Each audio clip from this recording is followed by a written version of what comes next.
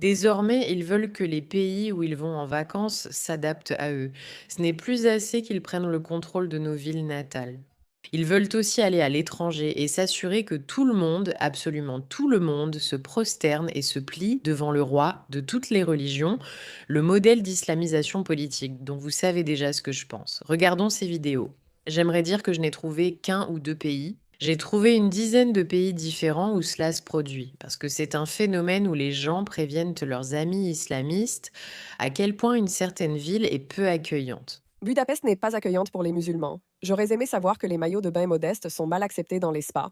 Lors de ma visite, des panneaux interdisaient les bikinis, mais cela dépend maintenant du personnel. Mais dans tous les cas, si vous portez un maillot de bain modeste, attendez-vous à des regards et des questions. Deuxièmement, Je dois dire peut-être qu'on devrait aller à Budapest et traîner là-bas, peut-être qu'on ne sera pas submergé par la prise de contrôle islamique là-bas. la nourriture halal est rare et la cuisine locale est surtout à base de viande et n'est généralement pas halal. Les options végétariennes sont limitées hors zone touristique. Les espaces de prière sont aussi peu accessibles. Les mosquées ne sont pas en centre-ville, donc il faut s'organiser en conséquence. Quatrièmement, la sensibilité culturelle envers les musulmans n'est pas aussi forte que dans d'autres pays, donc on peut se sentir un peu à l'écart, surtout le soir. Ça vaut vraiment la peine de visiter, mais il faut juste un peu plus de préparation. J'appelle plus de musulmanes à donner des conseils de voyage. D'accord, donc ça c'est pour Budapest.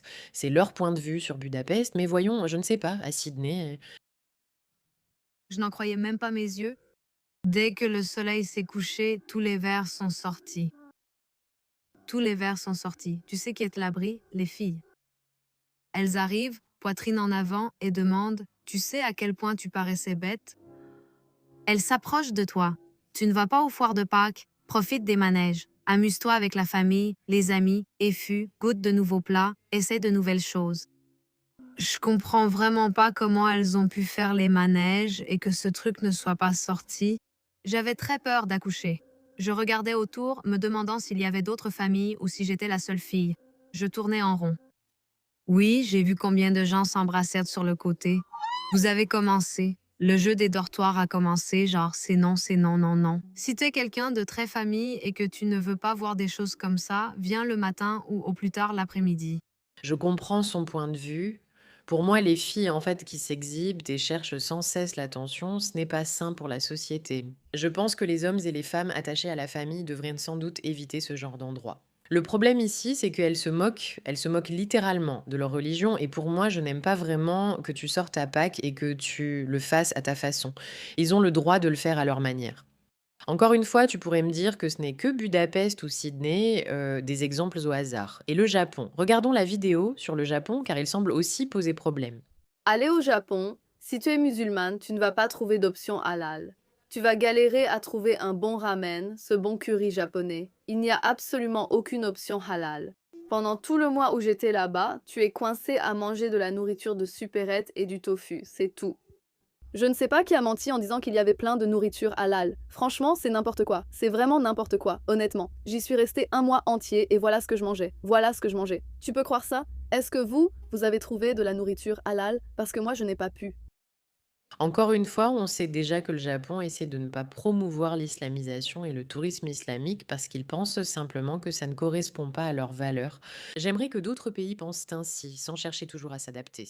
Je dois dire qu'en tant que juive, chaque fois que je voyage, je me prépare à l'avance pour la nourriture parce que je pense que quand je vais quelque part, cet endroit n'a pas à faire des efforts particuliers pour répondre à mes besoins religieux.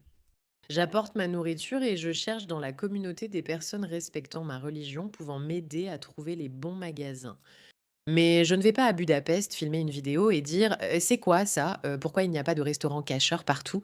Je suis à Sydney. Pourquoi les gens se comportent-ils d'une manière qui ne me convient pas? Je suis au Japon. Comment osent-ils ne pas tenir compte de mes besoins alimentaires? Pourquoi le Japon devrait-il répondre à tes besoins alimentaires? Pourquoi Budapest devrait-elle répondre à tes besoins alimentaires? Si tu as tes propres besoins, comme moi, prépare-toi à l'avance.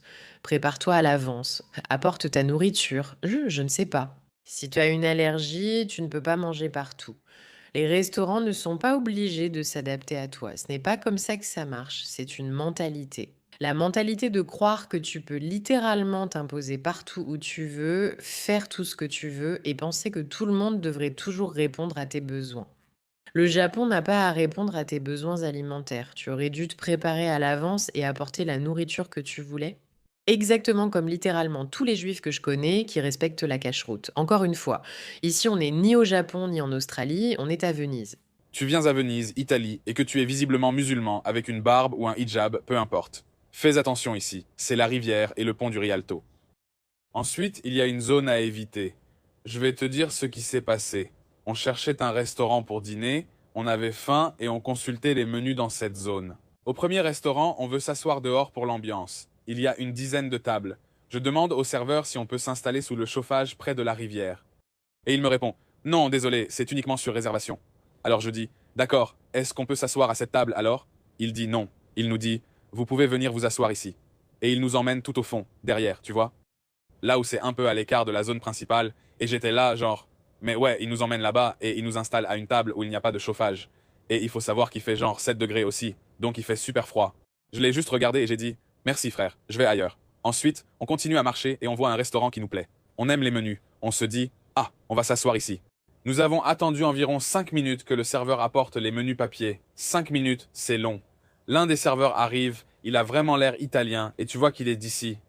Il balance les menus sur la table et je me dis, d'accord. Ensuite, je le regarde aller à une autre table pour voir comment il leur donne les menus. Ces gens ne sont pas comme nous. Ils ne sont pas contrôlés comme nous. Et il pose simplement les menus calmement sur la table. Et à ce moment-là, je me dis juste, c'est un peu bizarre. Je remarque qu'il sert les autres différemment et je me dis, tu ne m'as pas traité comme eux. Alors, j'ai demandé l'addition et il l'apporte et littéralement, il ne m'a pas laissé lire le reçu. J'ai dit, laisse-moi juste une minute, d'accord? J'ai lu le reçu et j'ai dit, c'est quoi ça? Ce gars-là m'a aboyé dessus. Il dit, taxe de table, taxe de table.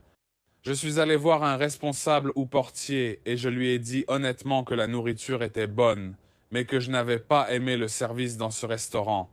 J'ai dit, est-ce que je peux parler à votre responsable ou à votre patron, à quelqu'un qui est là?